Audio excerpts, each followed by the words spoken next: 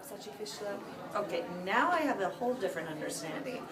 First that comes to my mind is how rude again on the male parts, and they're thinking about, because women have some sort of internal problem, having to go to the bathroom a lot. So there's that personal connection there. And I think another reason I would also be moved to it is, I think also being a female has something to do with that. Thank you, Ms. Yoakum. In that culture, sounds horrible to have to deal with, to be humiliated or put on such a low.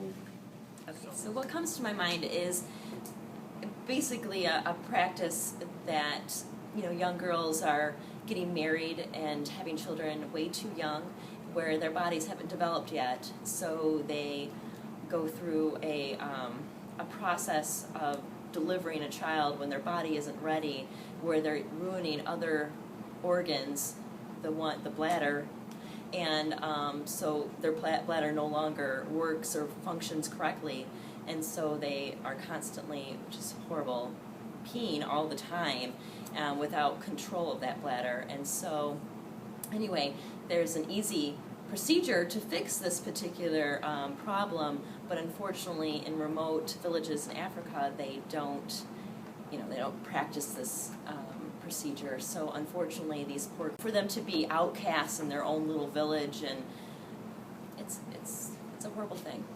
Do you think men should care about this, or what should they think about when they hear the term obstetric fistula? They should, everyone should have knowledge on these kinds of things, mainly because education is what's going to fix it.